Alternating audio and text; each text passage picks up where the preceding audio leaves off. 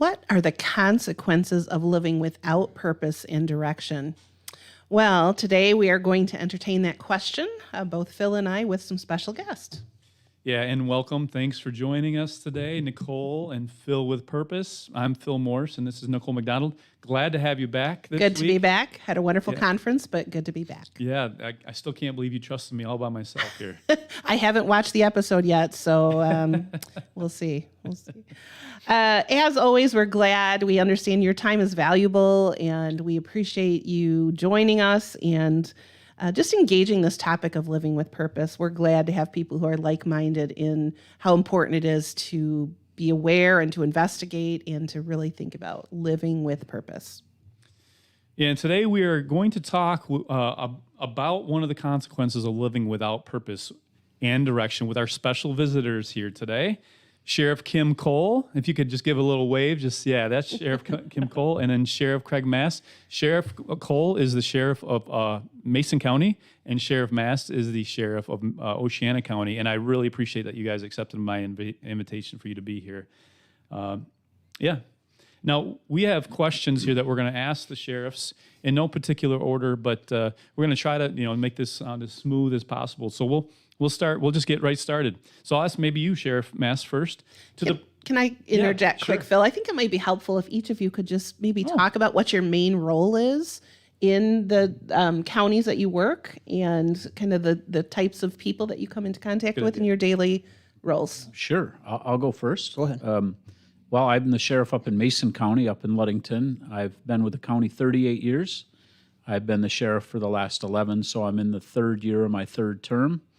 And I love what I do. I love being the county sheriff. I think I interact with people from all walks of life, people who are struggling, people who are successful, and I love what I get to do. And I look forward to this discussion. I think it's a great topic, and I think it's a necessary conversation to have. So I appreciate the invitation. Excellent. So good to have you. And all that's all the same for me, except Craig Mast with Oceana County. I've been here 30 years. I've been the sheriff now for 7. I've got 1 more to go on this term. The job of sheriff is different every day. That is a real pleasure that when you wake up in the morning, you don't know exactly where your job's going to take you or what it's going to look like. So that is a pleasure. It's never the same. And more than anything, if there's one thing I can take away is that we get to try to help people every day. And we get to help people right where we live in our own community and try to make life just a little bit better for them every day if we can. And people don't always realize that helping them may be arresting them.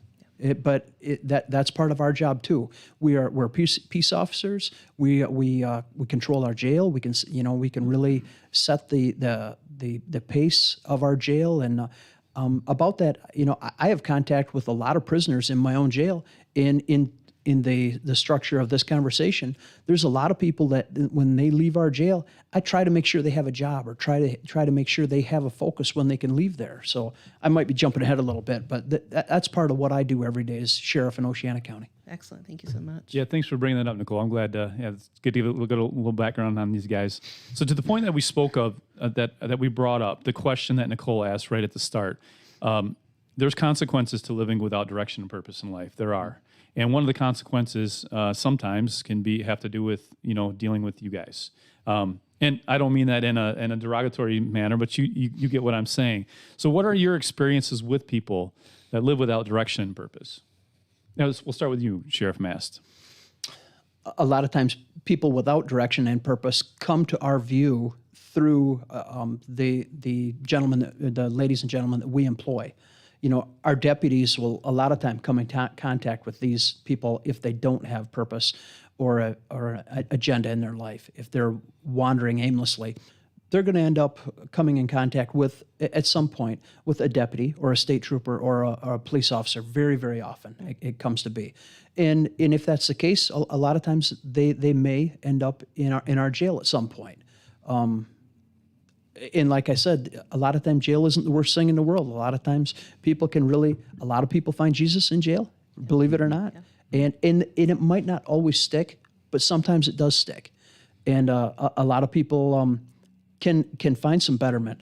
We do have some services in our jail, and that's to help try to give some of those people without direction and purpose some direction and purpose. We've gotten Forgotten Man Ministry in our jail, and they help every day. There were gentlemen from Forgotten Man Ministry that they were working with gentlemen in our jail just today, working with them, trying to make them better people. Because I've often said it as a sheriff, if there's one thing I can do to individuals who are staying with me while they're in jail, if they can leave as a better person on any level, then that's a benefit for everybody. Yeah, Absolutely. sure. I think that reframing is so important because I would guess the typical listener would say jail and arrest positive. But what you're saying is out of that pain and suffering and that hitting bottom can come some pretty amazing types of outcomes. Yeah, I think Sheriff Mast hit it right on the head. I thought it was a great point he made, and I think if we could all at a point in our life take a 10,000-foot view of what is going on, we talked off air before we started about the importance of mentorships, and when I was a new sheriff, I was 28 years long in law enforcement, but I had no idea what to do as a county sheriff, and I had great mentors, fellow sheriffs in Kirk Wakefield up in Crawford. He's passed away now, but Jim Bosher in Missaukee County and Scott Strait up in Mackinac County, they helped me along. And we all need guidance in our life. I need it. Sheriff Mast needs it. You two need it, right? Mm-hmm. So we find our purpose in various forms. And as in the Oceana County jail, at our jail, we have various ministries. We have a couple different church groups that come in, and I think it's important to try to get people who struggle with addiction. Let's just addiction for a second.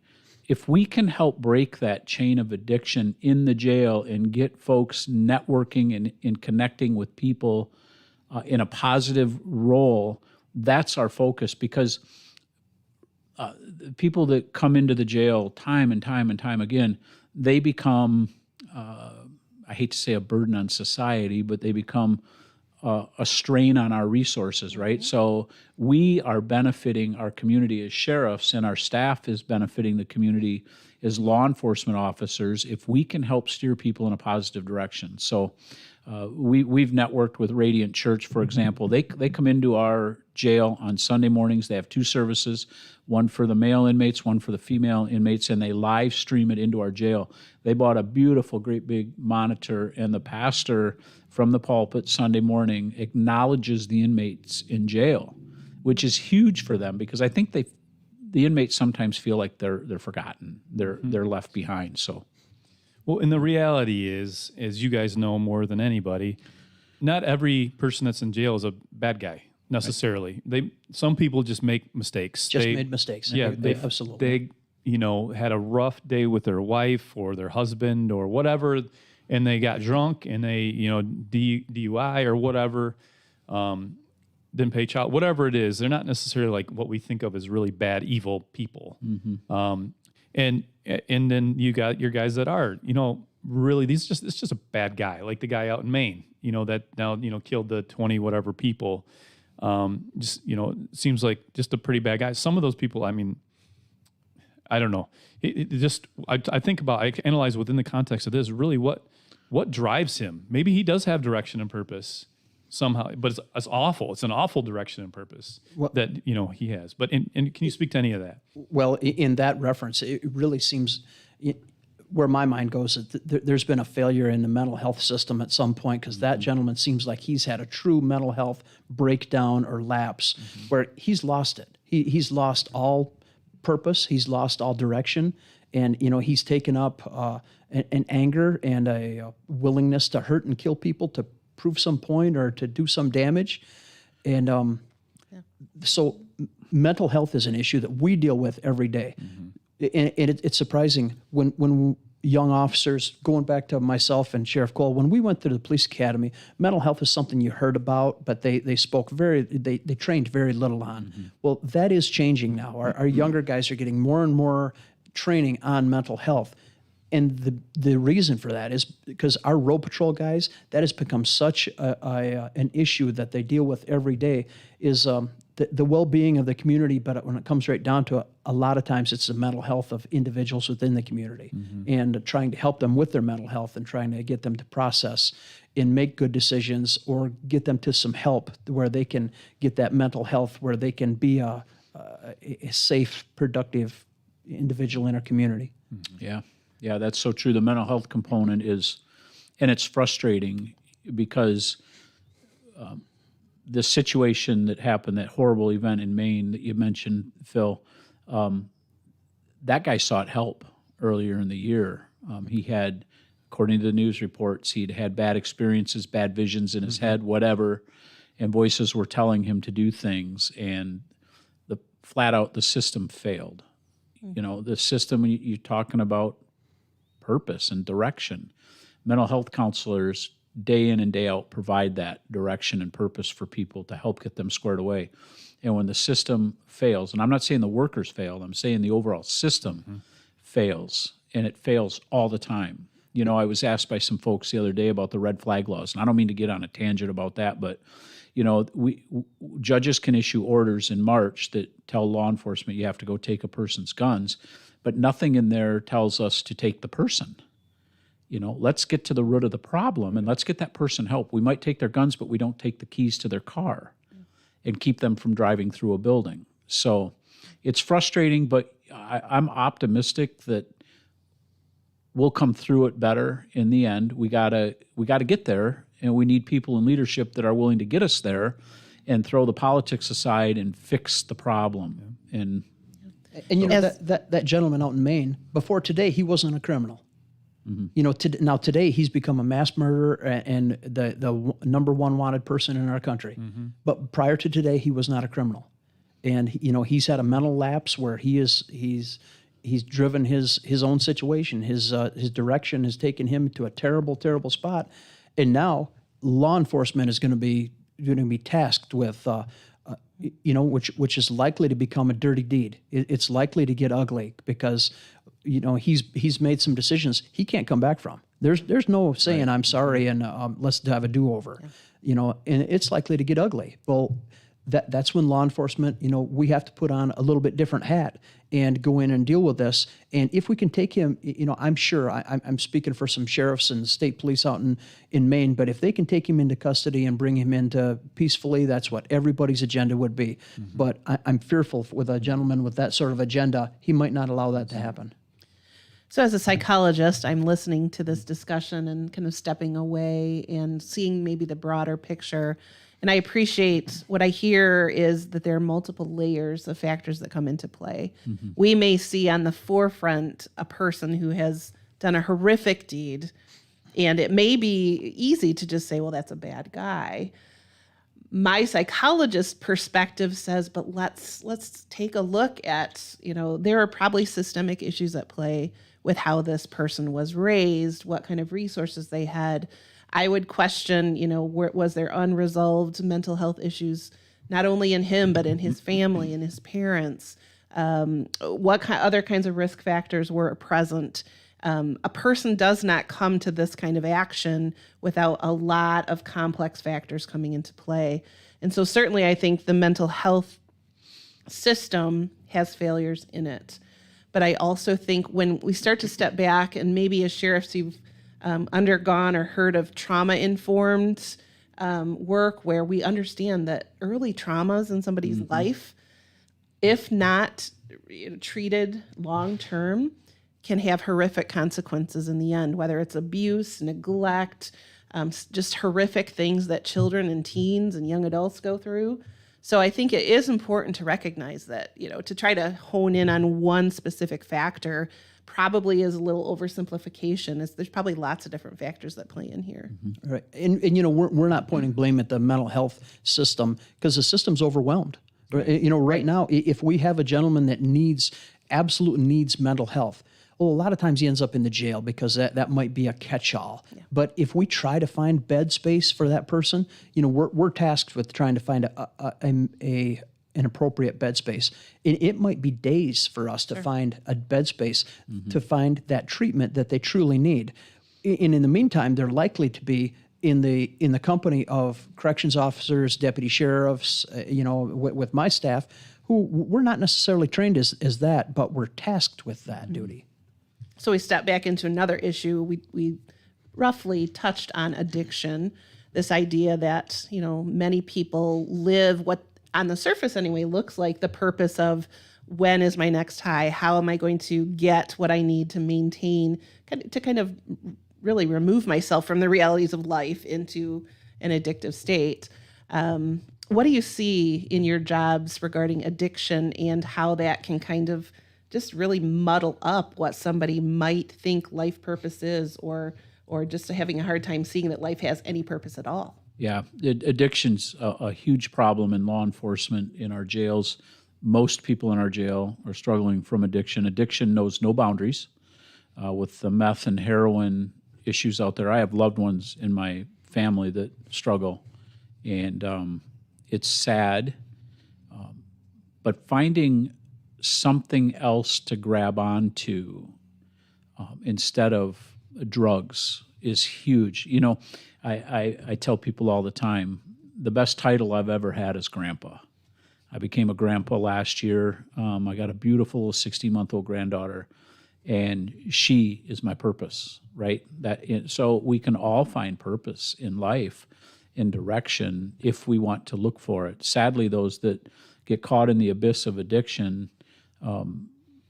it's hard for them to overcome. But with the right mentorship, the right guidance, the right purpose, they can overcome it. And addiction has changed so much through our careers.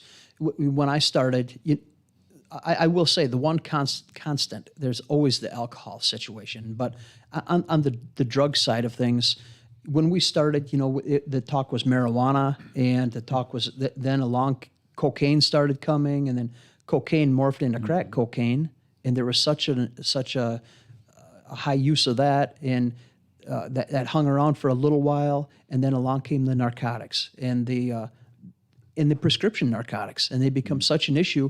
And like Sheriff Cole was saying, there's no boundary. It can affect anyone. If somebody has a health situation and they get hooked on narcotics, a lot of really good people have fallen down to making that narcotic turn into heroin, and then making some really, really poor life decisions to support that heroin addiction, et cetera. Yeah. Well, now the influx that I see in the Oceana County Jail is methamphetamine. There's more people in our jail that are either in there for a meth-related offense or possession of meth. And by related offenses, there's a lot of larcenies that take place because they're trying to support their methamphetamine, or there's domestic violence that happens over arguments from methamphetamine. Or there's a lot of situations that happen because of that desire for that drug is really fueling it. So right now, marijuana's really settled down as it's legalized a little bit. We see a little bit of cocaine, not very much, a little bit. There's still the narcotics, but the big ugly right now is methamphetamine. That it's really, and then I need to attach fentanyl to that too. Fentanyl's, it's killing people rapidly. So it's a real epidemic. And the truth of the matter is, when I work a lot with teens and children and families, and many children these days are growing up with meth as part of their household. Sure. And so we talk about breaking cycles, right? Yep. We have that next generation of potential leaders who are now learning that meth is an appropriate way to live and to manage life stressors. And so I get very concerned about how do we interrupt those cycles. 100%. And those vicious cycles they're very, very difficult to break out of. Right. And I'm sure Sheriff Cole could tell you the same thing. When you're here in this position long enough, you get to see generational of the same family with generational problems of addiction. Maybe a little different form of addiction, but it's really sometimes hereditary, et cetera. They've been unable I to see break addiction inextricably connected with purpose. People have that hole, that emptiness of what do I live for? And we as humans just naturally try to fill that with all different things, whether it's pornography or food or drugs. And so in some sense, addiction to me shows that people are striving for something to live for. They're just finding it and seeking it in Finding very it destructive ways. Finding it in all the wrong rooms. Correct. Something I wanted, so I said earlier about the guy in Maine that he's living with direction and purpose. I just want to clarify, he had a purpose last night, but it's an awful purpose. So for whatever that's worth, I just want to mention that. So another thing that we do, or a focus that we have, is that people we totally acknowledge, like Nicole saying, that mental health is a real issue. We also say that sometimes, though, that can be mistaken for living without direction and purpose. So with your guys' experiences with the inmates that you interact with, I mean, if you could put a number on it, like, do you see, okay, that guy's definitely, or that girl or whatever, that person's definitely got mental health struggles, and this person's definitely just, they're going nowhere fast. And it's not necessarily mental health. Can you put kind of a number on, what the breakdown is, the people that you interact with in the inmate side? Well, I would say this. I would bet 80 to 85% of the people in our jail are in jail because of a drug problem, a drug crime of some sort. It had a component, like the sheriff said. It might be domestic violence, or it could be a retail fraud or a theft to support the drug habit. And I would submit, and I understand that people who have loved ones living with true mental illness, those folks have a situation going on that's no fault of their own. Then there's those who I would submit as a sheriff have mental illness brought on by drug abuse, drug addiction, that has created irreversible damage in their brains and their bodies. So that's only going to get worse as the drug problems continue to grow and the overdose from fentanyl continue to grow. The drug-induced mental illness is going to continue to grow. And I would just, if you are a person, and like you said, there's all kinds of different addictions. I used to tell people would get upset about people driving under the influence, right? We're always told, don't drive under the influence, don't drive under the influence. And I submit people drive under the influence every day. It's either under the influence of fatigue, it's under the influence of emotional stress, it's under the influence of drugs or alcohol, obviously. But I tell people often, I can remember when I was younger, my kids were younger, we'd drive to Florida and we'd head out at 6 o'clock in the morning on spring break, and we were fine until we got to about Indianapolis. And then, you start getting tired and the kids are on your nerves and you're driving under the influence of all these different influences in our life. So when we talk about the addiction side of things, and filling voids in our life, I agree. I think that's what people are doing. They're filling a void that's not being fulfilled through self-purpose. The drug is their self-purpose. Absolutely. You got anything to add to that, Sheriff? No, I would agree with everything you said. It's spot on. All right. I don't know about spot on, but Well, it's pretty close. I think there's a lot of wisdom being shared here, Yeah. so And I'm listening intently. I guess if there's one thing that I would like to add in this, and I don't know if we can arrest our way through this situation. It's going to have to come from, for society to come to overcome some of the ills that have become us. I don't know. Arresting is definitely a tool. It's a way for us to deal with a situation or a person. But I don't know if it's the way for us to cure the long-term strife. I don't think we can arrest our way through this. We're going to continue to do our jobs. We're going to arrest when the law is broken, et cetera, where people are hurt or victims are hurt. We're going to do what, but in the long term, something else needs to change. And if I had the answer, I'd probably be sitting somewhere at a higher pay rate than this. You're right. Well, in mental health, we see a lot of recidivism. I'm sure you as well in your job see people Absolutely. who are, they're in jail, they go through even a rehab program, and then they're back out, maybe even working, maybe even seeming to succeed, and then all of a sudden a stressor hits and they find themselves back with an offense, and, the cycle begins again. I think people they're so shocked. You talked about filling voids, right? Finding purpose. People are so shocked when a celebrity who seems to have everything going for them, the fame, the fortune, the beauty, everything, take their own life to suicide. Yeah, Robin Williams. Yeah. First thing one that comes to mind for me. Yeah. Kurt Cobain. Yep. Right, the list goes on. There's been a lot of people that have all the resources in the world available right at their fingertips, and they still succumb to all these same stressors or these same influences that we're sitting here talking about that affect people on the complete opposite end of the economic spectrum. Nicole, wouldn't it be cool if, because of this platform that we have here, there's actually some people that if it wasn't for our platform, they would have interactions with these guys on the arrest side of things. But because of, just us bringing attention to it, not for our own glory, but just bringing attention to it, that it keeps them from being behind bars. Absolutely. That would be one person. That would be One person is worth it. Absolutely. One at a time, 100%. Yep. absolutely. Maybe we can turn the table a little bit, because I know you all also have some success stories to share, where maybe you have had ongoing, living in smaller communities. You've talked about how you've seen, parents who then later have children who go on into the system as well.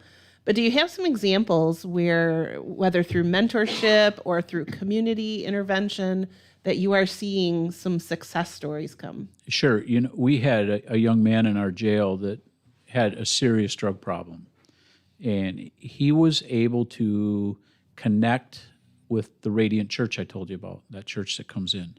And he has flourished in the church and in the community. He's now moved out of our area. He's not come back into the system, but he found that purpose through faith-based ministry. And I'm proud of him every day. And there are so many. There's equal success, I would think. I mean, there's always those that struggle, but I was really fortunate when I was a young deputy to work in the schools and work with children. I was the original school resource officers were DARE officers in the late 80s and 90s, and I was a child of the DARE. So I was a DARE officer, and you don't know what you don't know. We say that in law enforcement all the time. You don't know what you don't know, and we were pushing some school resource initiatives up in Mason County last year. And I had no idea what I was going to say. What can I tell a county commissioner about school safety that they shouldn't already know by just turning on the TV and seeing what's happening around our world, like what happened last night? So I was just kind of pondering it, and I'm a man of faith. And I said, Lord, just tell me what you want me to tell the commissioners that they don't already know. And a young lady comes in from a news outlet in northern Michigan to do a story on something totally unrelated. And she goes, you were my DARE officer. And she goes, 30 years ago, you were my DARE guy. And, so we build relationships up. And it was funny because I went from that interview to a local restaurant, and a girl comes up to me and she goes, you were my DARE officer in 1994. And I'm in town for this, a couple weeks visiting my mom and dad, and these are my children. And I can remember when your daughter was born, which was in 1994. My daughter was born, and this girl's like, I was in 6th grade when you came in telling me that you were a new dad to a little baby girl, and so I shared that with the county board. Where do you get a bigger bang for your buck on mentorships and leading people? So when you talk about success stories, there's scores of them out there that Sheriff Mast and I never know about. We'll never know about, because we interacted with them at some point and they were able to figure it out, and they could have went one way and they went the other, and they've been successful. So in Oceana County, we were approached by Shelby Police Department. They were struggling to find a school resource officer. And we were very fortunate. We thought we could swing it with the cooperation from our county board. It worked out really nicely, and we had the fantastic officer to throw in there, Tim Simon, to go into Shelby school system. And Tim's just a great guy, and he's had to go in and clean some things up. There are some issues down there, and Tim's not afraid to go in there and put his, roll up his sleeves and get to work. And there's some issues that Tim's bit right a hold of. The vaping issue on kids. Tim's worked really hard at trying to put that to rest, and trying not to have that happen every break time in the restrooms, things like that. So there's some wins going on right underneath our nose, and we don't always know it. But when I first became sheriff, we had a young man. a gentleman in our jail, and he was in jail for drunk driving, third offense, but it was his eighth time he was arrested for drunk driving. So he obviously had a problem, and he'd been around a while. We all know him. Well, he was doing a full year in our county jail, and he got to be our trustee. So the trustees come out of the jail, and they mow the lawn, they wash cars, they help prepare the meals for the inmates, they do the dishes, and they're around. We get to know them personally quite often. And I got to know him very well. And as we got to know him, we got to work with him and talk and make sure that he was around some good influences too. And our cook at the jail, she's a woman about my age, and she's a young gal. Yeah, just Yes. yeah, right. Yeah, but she's a really good person. You know, she's by far a better person than I am. You know, she's a good person, and she instills good values in these guys every day. And for them to be around a strong female figure with good values, and you know, she doesn't let them sit there and swear and cuss in the kitchen. That's not going to happen. You know, you're going to treat people with respect. And for a lot of his life, he'd never been around a strong female figure that to make him stand up with good values and teach him how to treat people right. And before he left, when he got out of jail, the day he got out, I drove him to one of our local food processing companies, and we walked into Human Resources and signed him up and got him a job. And the following day, I took him to his job because he didn't have a driver's license. And I might have had other things to do, but the most important thing for me to do that day was to drive Willie to his new job. And Willie lasted there. He lasted about 7 years. And you know, that was quite a good stint. Now he's changed. He's went on to a different job, but he's in the meantime, he's reconnected with me and asked me for help. So he stayed out of trouble these last 7 years. And he's working on trying to get his driver's license. And that's not an easy task after he worked really hard at losing it for a long, long time. Well, now he's trying to work on getting it back. And I'm trying to do what I can, but a lot of that labor needs to come from him too. So I'm happy to report that he's staying out of trouble. He appears to be gaining some direction, and he knows that he wants to go visit his family. He hasn't seen his granddaughter, and the method for him to do that is obtaining a driver's license. He wants his driver's license back. And, you know, he seems like he's made some much better choices in his life, and he's working in a better direction. So that's a huge win for everybody. It's not just for me; it's for our whole community. So I'm not scrolling Facebook while I'm looking down at my phone. I want you all to know Well, that. you are on call right now. You guys both we are 24 hours a day, 7 Yeah, days a we week. are. I figured you were going to show some pictures of that cute little granddaughter. I can do that after. But I want to tell you a story. You know, you talk about changing lives in direction. And on May 10th of 2022, I had a lady come and see me in my office. And she said, I want you to know I've been driving around with this book in my car for 15 years to give to you. And apparently when I was a younger deputy, she was at a bad spot in her life and a bad relationship. Her abusive husband had taken all her belongings, her toothbrush, her deodorant, everything, and had left the house and moved into a home with other family members. And she, anyway, she called 911. She needed a peacekeeping. She needed somebody to go with her so she could get her belongings. And it was just another interaction for a law enforcement officer. We do peacekeepings all the time, right? Civil standbys. Multiple times. And she came and saw me, and she said, you know, you changed my life. And she said, I wrote my memoir, and it's called Love You to Pieces. I don't know if you can see that. And she brought it in and gave me a copy of her book. Show the camera, maybe? Yeah. Oh, you switched, Kim. Oop, sorry. Where'd I go? Hold on here. Right, right there. I don't know if you can see that. Love You to Pieces. And then I asked her if she'd autograph it for me. And I'll read you what she said on the inside of the book. This is dated May 10th, 2022. She's been carrying this book for 15 years. She said, Sheriff Cole, thank you for standing by my side. Your poised and confident demeanor impacted me greatly. Standing up for myself began with you standing up for me, even though you didn't know my story. Here's my story, keep changing lives. These are things men and women are doing every day in law enforcement, and we have no idea what we're doing. For 15 years, she drove around with this book in her car, waiting for getting the strength up to come and see me. And I don't remember the interaction, but apparently I went up to the house and I told this young man, you're going to give her stuff, and if you give her any static, we're going to have a problem, and I don't think you want a problem. And and I went out to her and I said, I'm going to stand by your side while you get your stuff, and I promise you're going to be safe. So you talk about changes. Some are evident and obvious, and others not so much, and that's okay. You know, I shared that story with my deputies in an email. I said, you have no idea the lives you're changing every day. And sometimes it's just by smiling at a person and saying, you're going to be okay. So. Yeah, that's great.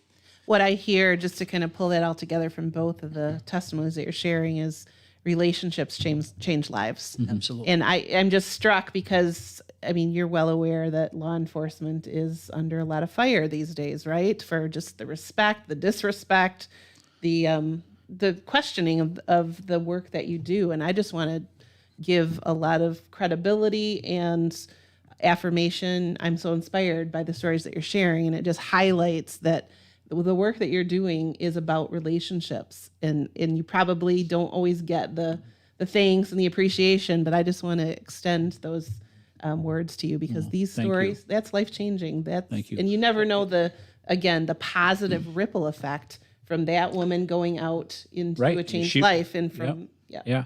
You know, there are 900,000 police officers that work the streets in the United States of America, and every year they're responsible for protecting, every day they're responsible for protecting 330 million people. 900,000 officers protecting 330 million people across America. And they interact over 50 million times, according to federal statistics. Law enforcement's interacting with 50 million citizen contacts throughout the year. Traffic stops, warrant arrests, domestic violence calls, driving down the road and seeing a guy raking his yard and stopping and asking him how he's doing. And so there are way, way, way more good interactions than there are the few you see negative. And that's where I choose to draw my strength from, is the good interactions. I was so fortunate last year to be the president of the Michigan Sheriff's Association. And at my farewell speech to the sheriffs, I believe you were there, you know, my wife, I wrote a speech out and I gave it to my wife, and my wife's like, you can't read that. You're gonna offend people. So I watered it down a little bit, and I mentioned how law enforcement officers have been thrown to the wolves, and kudos to every law enforcement officer, because we returned leading the pack. Yeah. Sheriff Mast has done incredible things in Oceana County, where it would have been very easy for us to just roll over and say, all right, figure it out yourself, because we're going to be safe. We got situational awareness. We know how to protect ourselves and our family. You folks figure it out. But law enforcement chose not to do that. And the good men and women of police and law enforcement every day put on their uniforms, 900,000 of them, and they answer the call that most of us are afraid to do. And so kudos, because we were thrown to the wolves and we returned leading the pack. Speaking And, of I'm proud living that. with direction and purpose, huh? I was going to say there's another layer here, and we thought we'd be talking about the clients that you work with, and I'm seeing here's another story about purpose as professionals living to protect and to esteem people and help them to live their best lives. But one thing I need to say about everything that Sheriff Cole said, we are so fortunate here in West Michigan. You know, we don't have to necessarily, we haven't dealt with a lot of the civil unrest that maybe has afflicted a lot of our other areas of the Inner world. cities The world, especially, yes. You know, in West Michigan, for the most part, people are really good to us every day. they are. They really treat us with respect and appreciate our law enforcement. They enjoy the good relationships and the programs that we work with our community on, and we're really fortunate to live and work where we do every day. So we're already at our 40-minute mark, Nicole. Man, time has just flown by. So I'm going to very just briefly, and you guys can point up there, go through our visuals here and see if anything resonates with you. And I'm going to do the very, for those of you, listening in that are repeat, you've heard this before, but those of you that haven't heard this before, I encourage you to go back to one of our previous episodes. This is actually one of our visuals, like a guide to help people live with a purpose and direction in life. So we call this this visual is called our strategy. And I don't know if you guys know this, but strategy defined like in Latin or Greek is the art of war, isn't it? So in our lives, if we think about our life as war, not necessarily like punching, kicking, violent war, but it's a battle, and in the spiritual battle for that we're in every single day, it is a war. And so this is why we call it the strategy. It's your battle plan for living out your purpose. And what we how this is these 6 triangles represent different goals, okay, in life. And I'll just give, for an example, one goal that I have is and that's so small I can hardly see it, and it's my own, but a disciple, this one right here. So that's a goal of mine is to make disciples, and to be a disciple maker, and to be discipled myself. So I have 3 action steps, and I won't get into detail. Previous episode I talk about it, but I have 3 different things, actually 4 with discipling my own children that I do to disciple people, because that is a goal of mine. I guess I actually went a little too fast here. I have an overarching motivation. I'll say it that way. And my overarching motivation is to glorify the name of Jesus with my life. That is just who I am at my core. And so in order to make sure that I do that, I have certain goals that I set up, and then action steps to meet those goals here. I have certain core life principles that I have here that I cannot negotiate. There's non-negotiables in my life. Like Good. if I do those things, it's going to impact whether or not how well I can meet my goals. Yeah. And then I also make sure I take time for leisure. I like to take naps, Taking especially your on nap? Sunday. Yeah. I like to watch the Andy Griffith Show. I still watch that show. I love it. I've watched it probably 100 times over, like through seasons 1 through 5. So just because I love Barney 5. And anyway, and it's all connected to our circle of congruence, which we'll get into in a minute. But now I'm going to get over to the sweet spot that Nicole's going to briefly touch on. Yeah, so the sweet spot is all about, sometimes when you say, what's your purpose? People it's like the deer in the headlights, like, how do I go about finding my purpose? And I think, again, we don't have a lot of time to go over the details here, but I'll just summarize it by saying that each one of us were created intentionally. If we go into life saying, I just kind of emerged from the slime, right? We're going to live differently than if we look at the Psalms and see that God created us. And we look in Genesis to say he created us with intention from the clay of the earth, and he wove us together in our mother's womb, and all of those scriptures that help us to see we were pieced together intentionally in a way that equipped us for a particular purpose. And of course, many of us would love to see like a crystal ball that said, this is your purpose. But life is much more adventurous than that. I believe that's just God giving us a road of adventure and making sure that we walk along and that we are constantly yielding to him and looking to him for wisdom. So we were all created with unique strengths. Right. What I'm good at, you're maybe not good at. What you're good at, I may be really terrible at. I have unique personalities. I have a unique unique set of experiences. I have cognitive ways of thinking about the world that are different than yours. And then the second circle is that I have unique experiences in life. I was raised in a particular type of town by a particular type of family. I have unique educational experiences. You have unique educational experiences. You were raised in a different family than I was. All of these things. So we're unique people, and we have unique experiences, and those unique experiences then cause us to see the world differently. I'm going to look at the people you work with every day in the jail, and my natural bent is going to be to look at mental health. How were these people raised? What were the early relationships and attachments that did or did not help them to flourish into, productive people? And you might look at a person's life and first think about, something very different than mental health. And I think that's by design. We all look at the world slightly differently. The Bible talks about the parts of a body coming together to work. The hand doesn't do much if it doesn't have an elbow, right? And I might not think the elbow is a very glamorous job, but it's necessary.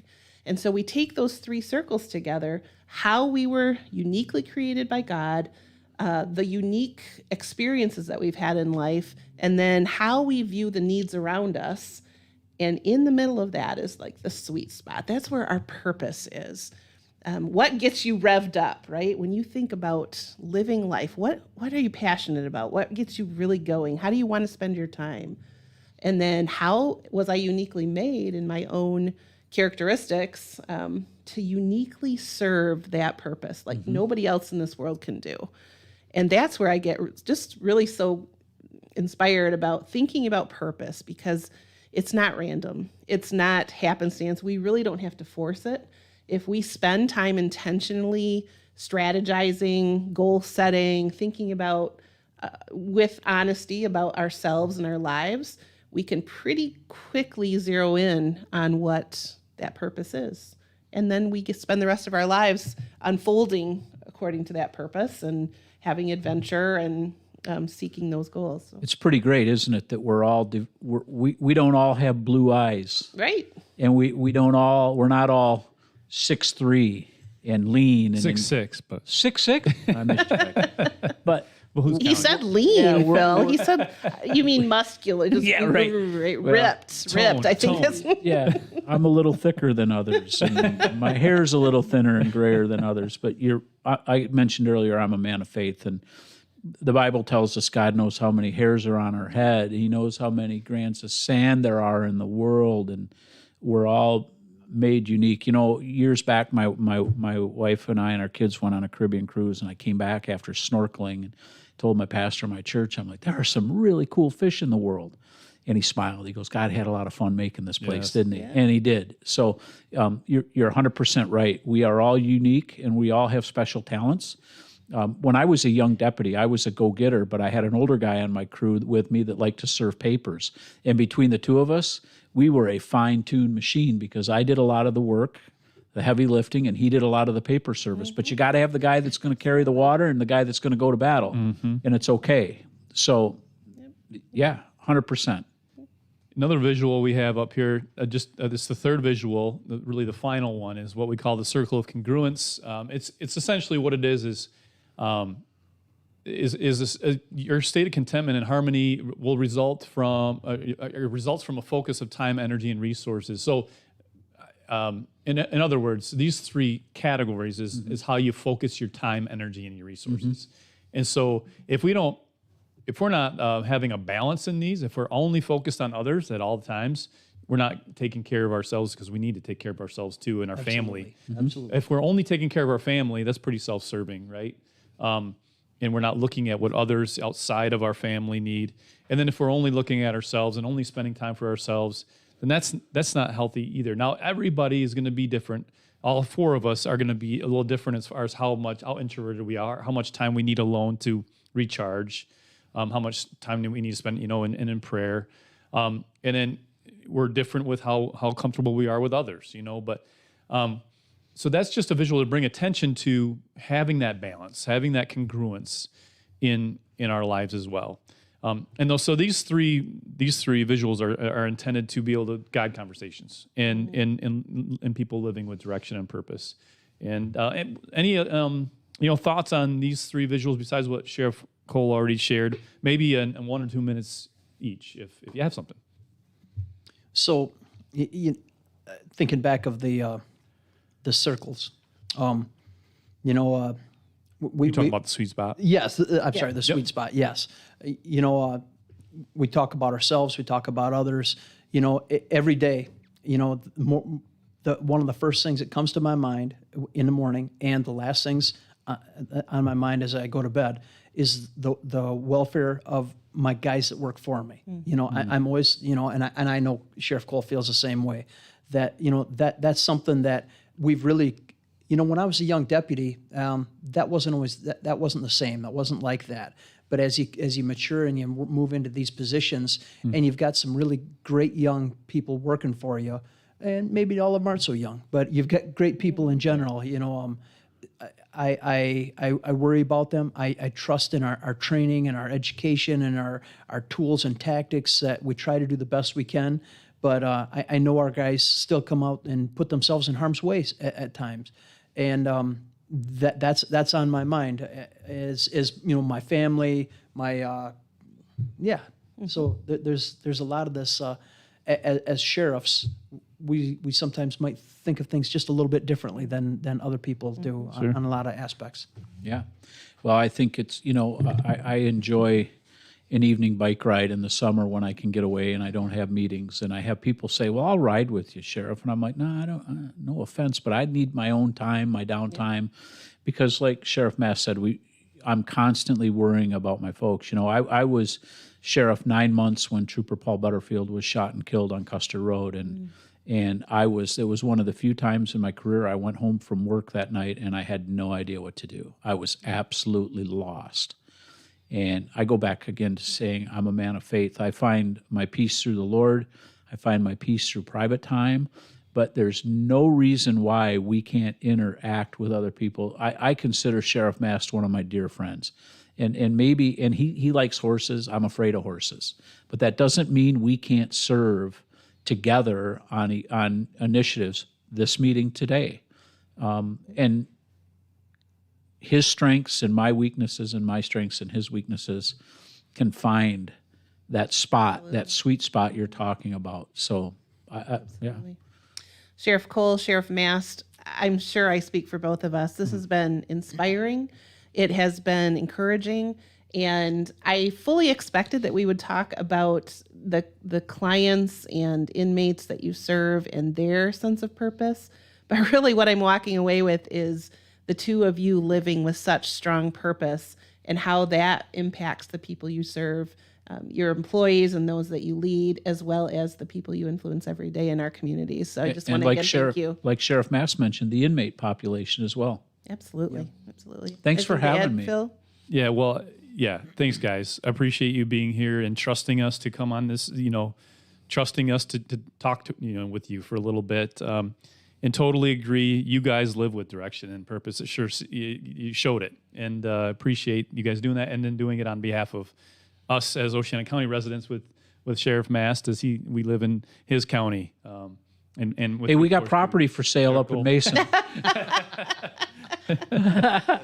All right. I'm kidding. Thanks for having us. It's been great. It really has. All right. So we're gonna close out here. It was a lengthy one, but man, this is I think worth it. Thank you to those of you that have told others again about this platform, that have subscribed, have made comments, have liked the videos, because those things really truly do make a difference. Again, that's not our end goal. We're not out to give people give glory to Nicole and Phil with purpose. Our end goal is to make a difference, and so we appreciate you on helping us get our message out. So Nicole and I will see you in 2 weeks. Have a great See you next time. All right, have a great time.